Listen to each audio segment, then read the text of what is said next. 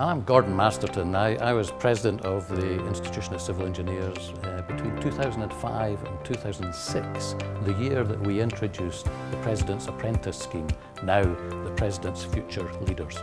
Well, if the institution stands for anything, it's the sustainability of knowledge, handing on knowledge and experience to the next generation, whether that's scientific knowledge, theory of structures and land forming that we engage in, or whether it's knowledge that's legal and contractual to wrap the right sort of governance around our projects, or project management knowledge so that we deliver projects on time and budget, and ethical knowledge and behavioural examples. All of those are the things that we pass on, or should be passing on to the next generation. 13 years ago, when I was coming up to my year as president, we thought it would be a nice idea to use the concept of the president with a group of apprentices to symbolise the handing on of knowledge from one generation to the next generation. You see some superb examples of the next generation of successful civil engineers, and you could be one. I'm a current future leader, so I'm working this year with Professor Lord Robert Mair, and it's a fantastic opportunity to be a future leader. I'm really keen on being the President of Future Leaders this year because Lord Robert really emphasises the importance of engineers in terms of transforming lives, and I really feel like that is critical. That's what engineers do. We transform lives through our projects. And this is not just something we say, it's something we live. So an example of that might be one of my most recent projects in Tull Way, where we build a flood embankment, and it protects the whole community from flooding.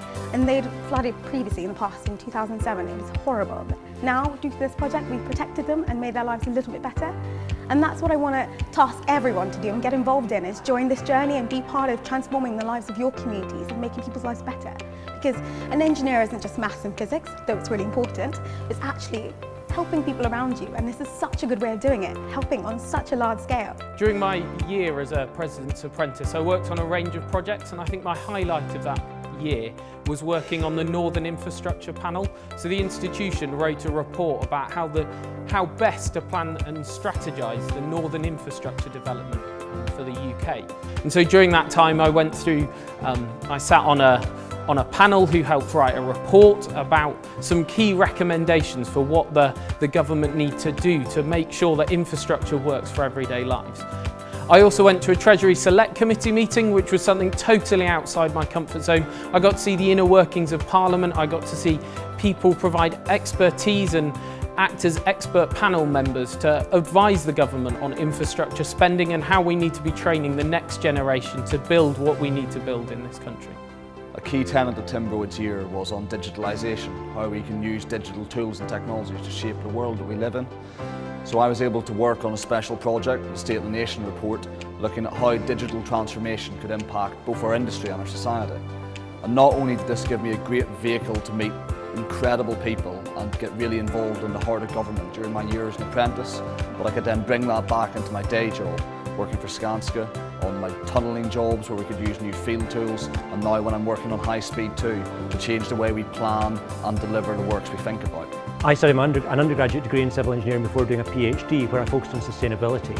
And actually at the same time, the President's Apprentice scheme was focusing around sustainability in the year for which I did that. And that was a fantastic opportunity to shape my thinking, to understand more about sustainability and see its practical outworkings and impact on the world. I thoroughly recommend anyone who is interested in pushing their career forwards to look at the Future Leader scheme.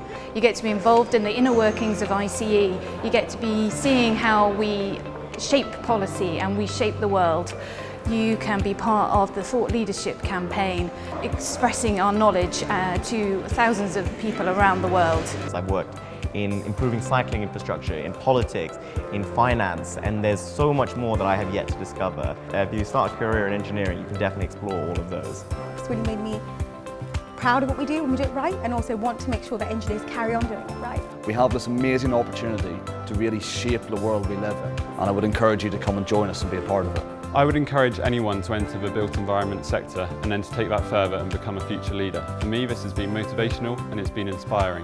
It has led to some great new experiences in my career and things that I certainly wouldn't have otherwise been involved with. I've been able to use my expertise and the expertise of the people I've met to make a real difference to people's lives. And also you get to inspire the younger generations into a career in engineering and help explain just some of the amazing work that we do. The other huge benefit of having a growing group of past presidents, apprentices and future leaders is the alumni group. They meet together and if they wish to embark on some new initiatives that will benefit the institution, that will be a hugely beneficial impact on this organisation.